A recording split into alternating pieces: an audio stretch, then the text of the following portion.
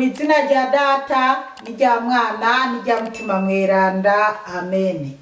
Bana b'Imana dusangiye kwemera muri Yezu Kristu, ndabaramukije mu izina rya Yezu Kristu. Nitugire Kristu. Turabandanya gusabikanya ijambo ry'Imana riri muri Bibiliya mu gitabo cy'ibyakozwe n'abatumwa ku kigabane cyaho cya 20, duhera ku karongo ka 25 kugeza ku karongo ka 31.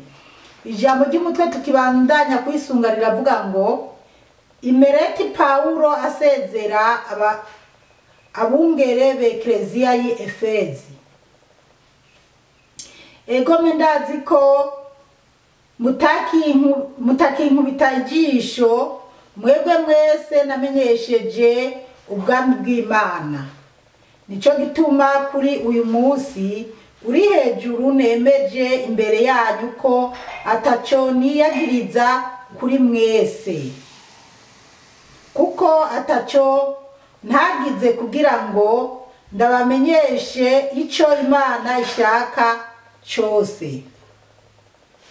Ubu rero nimwibabare mwebwe nyene, mubabare n'ubusho mutima mweranda yabashinze ngo mububere abungere, muragire Ekleziya y'Imana, Ekleziya yaguzwe amaraso yayo bwite. Ndazi ko maze kugenda hazokwinjira muri mwebwe amabingira akaze, kandi n'ubusho ntazobusiga amahoro. Kandi no muri mwebwe hari abazo kwadukana amajambo ataroranye,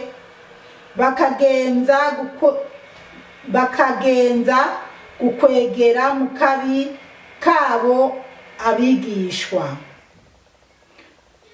Murabyitege rero, mwibuke ko namaze imyaka 3 yose ndabakebura ijoro n'umutaga,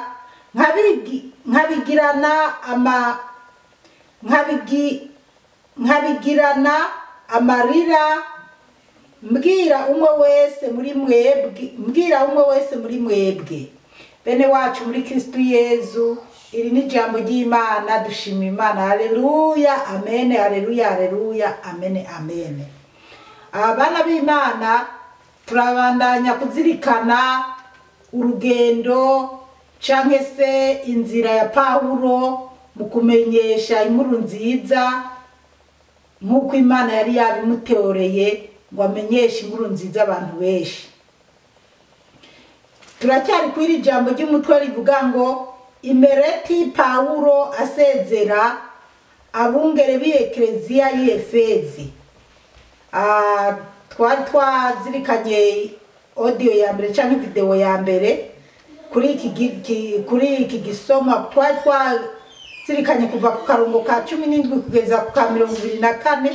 Ubu rero tugiye guhera kuri 25. Haravuga ngo ego mendazi ko mutakinkubita ijisho mwebwe mwese namenyesheje ubwami bw'Imana.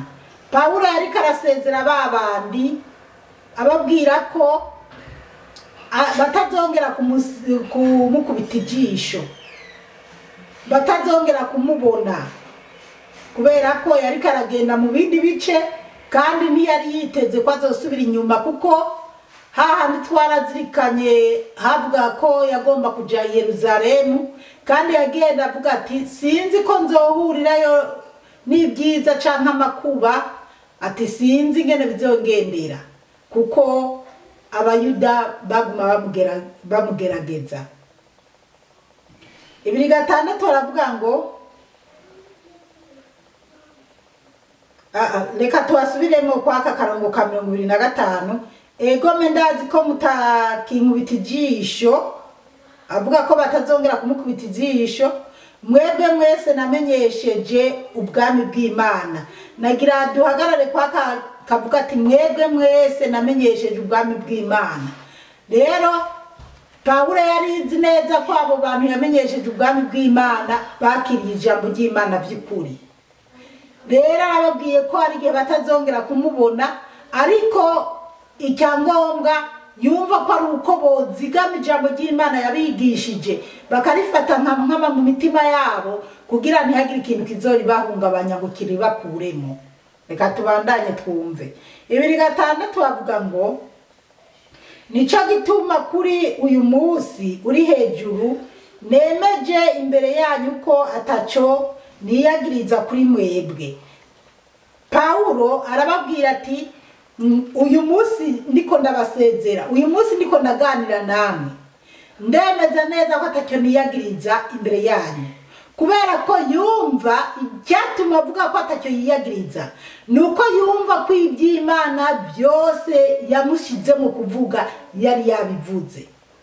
Yarumva neza ko yababwije ukuri akabasigurira neza ijambo ry'Imana, kuko hariho ubundi yosigura ijambo ry'Imana akagira utwo akebereje ku ruhande ntavugisha ukuri kugira ngo kumbure afise akantu yokuramo inyungu. Burya iyi Bibiliya turavuga ijambo ry'Imana ariko hari ibivanye n'abandi bandi bayigisha uko bashatse canke baba bafise izindi nyungu, hari ikintu batovuga bakakibikira kugira kigwishe benshi canke kizobazanira inyungu zabo. Imana yo mwijuru iduhe gutahura cyane.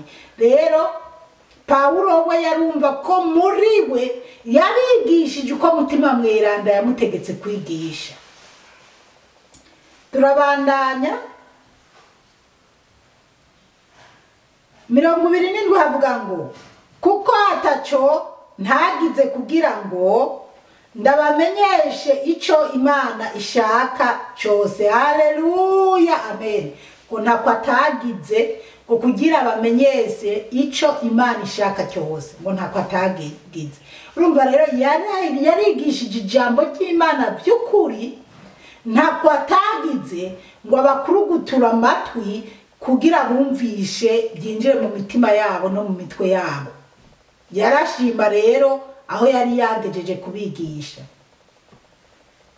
2:8 havuga ngo ubu rero ni mwibabare mwebwe nyene mubabare n'ubusho mutima mweranda yabashinze ngo mububere abungere muragire eklezia y'Imana. Haleluya, amen. Paulo rero arababwira ati rero ndagiye mwebwe nyene ni mwibabare kandi mubabare n'ubusho mutima mweranda, ubusho Imana yabahaye kugira ngo mububere abarimu bakarorero. Bana b'Imana turi ngaha birumvikana neza ko umwungere, umupadiri cyane pasiteri cyane shehe arashobora kuba ari ahantu ariko arigisha ubutumwa bwiza mugabo atagomba kuhaguma. Kababwira ati rero muhagarare neza, atari uko azobandanya namwe, atari uko azogumana namwe. Rero yari karabasezera bumvisha ko bozigama ijambo ry'Imana yababwiye, maze akongera akababwira ati rero icyo mukwiye kwitwararika, mwitwararike n'intama z'Imana. Abakristu bari ngaho mu masinagogi wanyu, bari ngaho mu masengero, mubitwararike, kubera ko Paulo nyimba ari abo yari yatoye. Yesu Kristu yari yaratoye intumwa 12, azihishurira byose arazihishurira byose. Bitaka arazibwira ati genda mukwiza inkuru nziza hose, za muravuga ibi n'ibi. Mbere nyuma Yesu amaze kubona ko kumbura ari nabake, hariho n'abandi 72 yatoye. Hanyuma n'ibyo kandi yaramaze no kwisubirira mu ijuru, niho yatoye Paulo. Paulo ariko araza gukinagiza abakristu, ababuza amahoro, ababuza ibyo bariko barigishwa na ba Petero na ba Yohani. Paulo atogwa na Yesu mu buryo bwihariye amushinga kuba intumwa ya Yesu Kristo, ari we Paulo.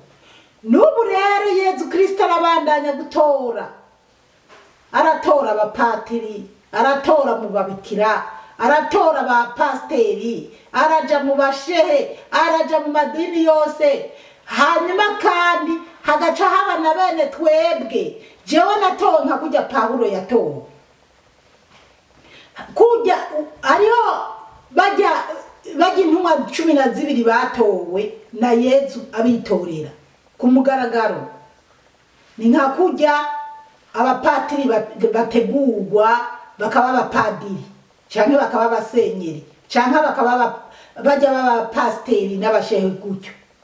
Hari n'abandi Yezu asanga ku giti cyabo ari Yezu n'uwo muntu akabitorera nk'uko nanje yasanze aha mu nzu yanje akantora akambwira ati mwana wanje nkorera, akantora nk'uko novuga ati je yantoye nka kujya yatoye Pawulo, kuko iyo Yezu ataza kuncisha mu buzima nk'ubwo naciyemo sinari kumwemerera kuba no kwicara uku ngo ndiko ndacurika umutwe muri Bibiliya ngo ndiko ndavuga ubutumwa bwiza, kandi muri saro office TV nziza no kwicara ko nkabandaraba amakuru y'isi yose canke nkabandaraba bya pornography, nkabandaraba ingene abagore n'abagore bariko barapfunga impeta, nkabandaraba iby'isi byose ko biriko biragenda.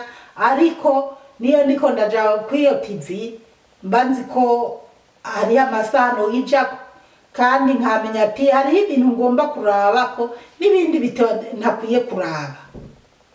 Ibyo ntakwiye kuraba naho ndinze ndanabiraba mbanzi ko niko ndashaka inyigisho zo guha abantu kugira bamenye aho isi igeze, kugira bamenye uko biriko biragenda mu isi.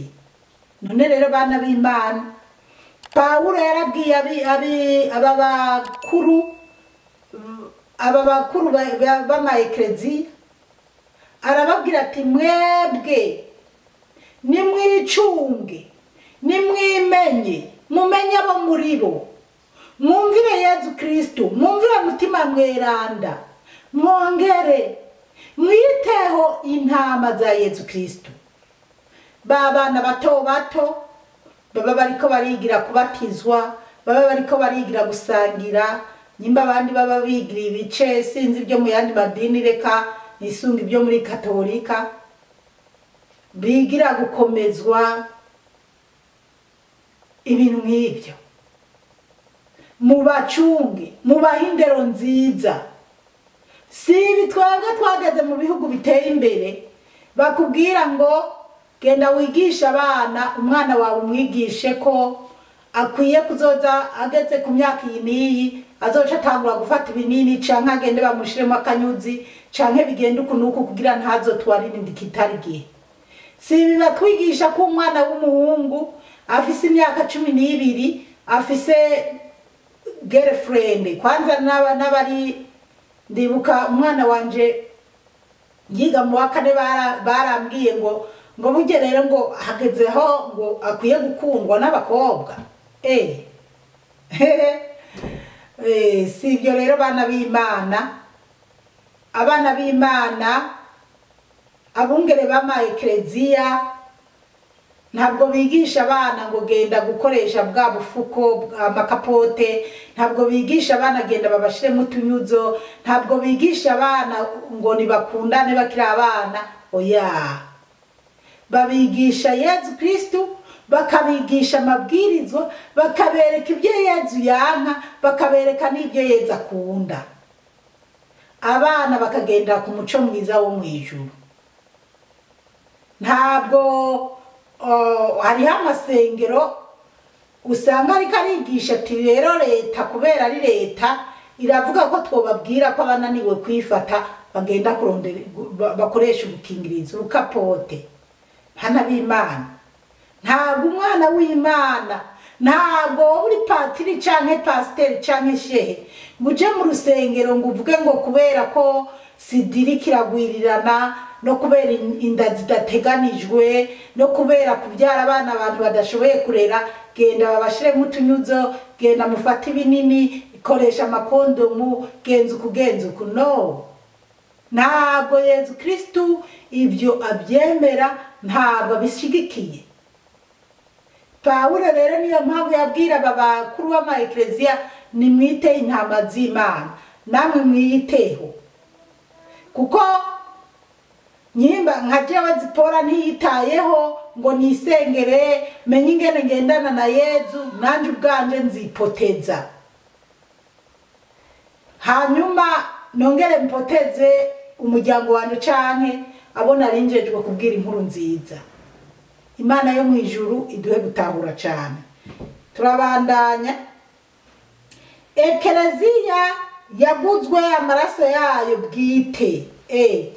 Rero ngaka kandi kajambo kageretse ko ngo ekleziya yaguzwe amaraso yayo bwite. Amaraso yande ya Yezu Kristu yamanitswe ku musaraba. Rero ekleziya na amaraso ya Yezu Kristu. Ama ekleziya jewe mbekera naona niyumvira ekleziya ni ekleziya gatolika. Oya, ntabwo ekleziya ari kuvuga ko ari ekleziya gatolika. Hariho ama ekleziya yandi madini. Ariko tumenye ko Yezu Kristu amaraso yiwe y'igiciro ntangere niyo yadukowe.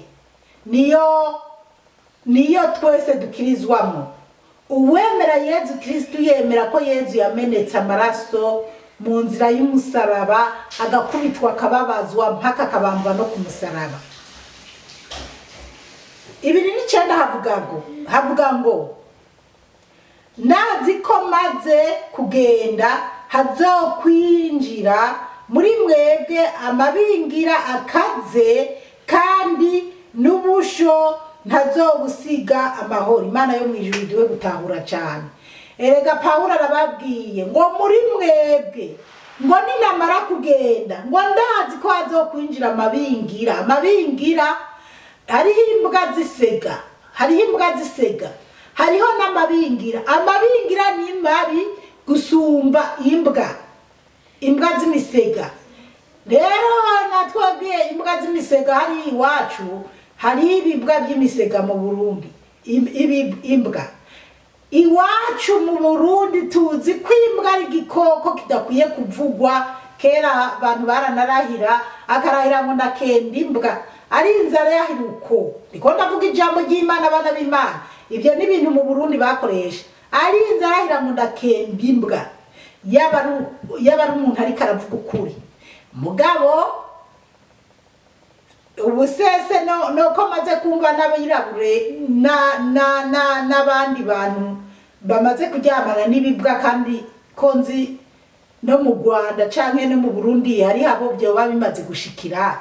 Mwumva ikirindahiro. Hanyuma ibyo onye mu bihugu biteye imbere by'ibibwa nabyo uwari we wese arazi ko ibyo bibwa byicaye ku ntebe nziza. Imana yo mwijuru we. Aha mubona Imana iratuntuye. Aha mubona Imana irababaye. Aha mubona ibyago biriko biragwa bigwirirana ibindi bibyukiranya. Nta kindi turiko turazira ni kubera kutumva, ni kutumvira Imana. Nukubera abana b'isi twararitse amazosi tudashaka kugendera ku ijambo ry'Imana. Umugabo ngo napfunga impeta n'imbwa. Umugore apfunga impeta n'imbwa. Ese murumva iryo vume nizo hari aho rihuriye n'iryo kuri Sodoma na Gomora. Sodoma na Gomora bazize ubutinganyi. Abagore n'abagore barongorana, abagabo n'abagabo bakarongorana. Ibi by'imbwa ntibyari bwaduke. Ariko ubu byagiye kubura hadutse bya ectolife. Ho kugira umugore atwara indabyare ngo nukuza kubyarira mu mamashini maze bakagukorera umuntu nkuko umushaka. Bana b'Imana murumva ko Imana ntimumva ko Imana ibabaye. Ni nacyo gituma Pawulo yavuze ati ndazi maze kugenda hazaduka benshi b'amasega. Imisega rero amabingira nako amabingira nibikoko bibi cyane bimeze nk'ibibwa. Ngo no muri mwebwe hazokwaduka bavuga ibitaroranye. Siko twabonye twari kuri 200 twari ku 230 kandi no muri mwebwe hari abazokwaduka abazokwadukana amajambo ataroranye bakageza gukwegera mu kabi kabo abigishwa. None harongeyeko ngo no muri mwebwe ngo hariho abazokwadukana amajambo ataroranye, ingeso zitaroranye, ingeso zitari nziza, ngo bakwegere mu kabi kabo abigishwa, abanyeshure bigisha, abo mu rusengero bumviriza ijambo ry'Imana, bazokwegera mu ngeso zabo, abo bazoba bariko barigisha batisimu, abo bazoba bariko barigisha gukomezwa, abo bazoba bariko barigisha ngo bakabakwegera mu kabi. Rero nibyo bihari. Urasanga abapatiri barabyaranye n'abana bogombye kwitaho, urasanga abapasiteri babyaranye n'abo mu rusengero abo bogombye kwitaho. Ibyo mu bayisilamu ibyo ntacyo ndabivuga ko cyane, bo murazi ko kurongora n'abagore benshi atacyo bibatwaye, ariko ku bapatiri n'abapasiteri, kubona padiri cyangwa pasiteri abyarana n'umunyeshure yigisha yabatije, murumva ko arakamara amazi. Ibyo rero biriho cyane. Imana yo mu ijuru idutabare. Rero Pawulo yarabivuze ati maze kugenda muri mwebwe hariho abazokwadukana ibitari byo, mbese muri mwebwe hariho n'abazohemukira abana bigisha. Rero n'ubu birahari, biriho cyane. Imana yo mu ijuru iduhe gutahura cyane. Hari umuntu anyway, nuko rero bana b'Imana, ndanavuga uri umukobwa cyangwa umugore ukaza kugerageza umupatiri cyangwa umupasiteri cyangwa ukamwemerera ibyo ariko arakubaza, wumve ko na wewe imbere y'Imana uri umugome, nawe uri mwaya masega. Imana yo mu ijuru iduhe gutahura cyane. Taturimo aravuga ngo murabyitege rero, mwibuke ko namaze imyaka 3 yose ndabakebura ijoro n'umutaga. Pawulo arababwira ati murabyitege rero, mwibuke ko namaze imyaka 3 yose ndabakebura ijoro n'umutaga. Abigisha ijoro n'umutaga, twibukane hahandi yarara abigisha Ewotiko, yiyicariye mu idirisha yirabira ibyo hakurya, yongera yumviriza ibyo Pawulo avuga, byamurambira akirabira mu idirisha nyuma agakoroka. Ewotiko. Hanyuma Pawulo akamugumbatira akamusengera agakira.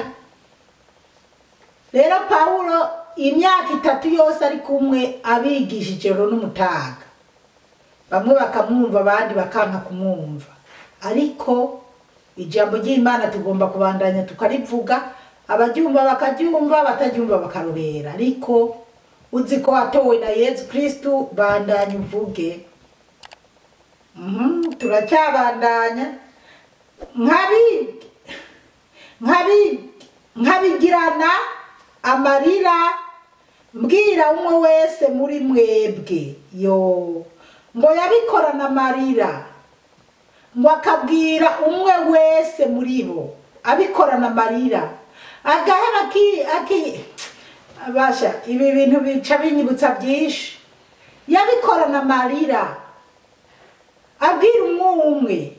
Ciye nibuka hamwe imisi hari umuntu twariko tuvuga, sinzi ibintu twariko turavuga, nyamuntu numva mbwiye ngo byari bya bintu byawe, ngo ngira ngo byari bya bintu byawe ngo wamukora, ngo kubera nyimba ari ahantu nari narungitse akavoice nyene akamesaje, umuntu nyimba hari abase kukaraba canke nyamuntu yase kukaraba, ngo kumure ngo ni bya bintu byiwe, nawe nyamuntu yambwiye ngo ngira byari bya bintu byawe, ngo ni mbega bijya bintu byanje nibyo umuntu adakwiye kuraba. kumbe rero uwo nzoza ndungikira ka message azoza reka kuraba kubera ari bya bintu byanje tewe tibicyasi ibintu byanje bijya n'ibintu bya Yezu Kristo ubushaka zobyumviriza canka reke ati igikuru nuko zipora message yeza bayampaye mba nayishikanye ati kindi nacyo ati mbese nyene ngerageza kuti abashaka baravyumviriza nyene sinovuga byinshi nkuko twariko turavugana nabo bantu n'uwo muntu ariko urumva ko nawe yitwaje ngo bya bintu byanje akaba tokumviriza message canke audio abonye ngo burya ngo zipora ngo ni bya bintu byiwe ngo arungitse muri bya bintu byiwe ibi bintu ni ibintu byanje ibi ni ibintu bya Yezu Kristo iyo ibi bintu byanje mba nicarira kuri TV mbanja kuri WhatsApp mwirwa na chattinga mbanja ku ma Facebook n'ibindi ibi ni ibintu bya Yezu Kristo nanje ntabikoze mbura amahoro kuko Yezu aba mutima mweranda abari muri jewe rero mukabuze Paulo ti namaze imyaka 3 ndabigisha ndabasigurira uku nanje nyene nicara nkafata umwanya wo kubwira abantu nkababwira ati nyabuna Yezu arashaka bigende gutya Imana irashaka bigende gutya rero uwo shaka Yezu arabyumviriza kandi atitaye kubyo niko ndavuga ahubwo akaja no muri Bibiliya akavyirabira ahubwo akagendera kwibi Imana yaduhaye muri Bibiliya eko tatu kabiri aravuga ngo ubu rero ndabishize mu minwe y'Imana n'ijambo ry'ubuntu bwiwe rirashobora kubaremesha no kubaha iragi hamwe n'aberanda bose ngo ubu rero kubisanzwe aha kuri 32 ntabwo twari twanahasomye ahubwo reka tubigeze aha ariko turacyabandanya twumva ingene Paulo yagiye abahanura n'ingene yabigishije umukama Imana bahezagire cyane mwarahezagiwe n'Imana ku izina rya Data n'irya Mwana n'irya Mutima Mweranda amen turagusenga Yezu turakuninahaza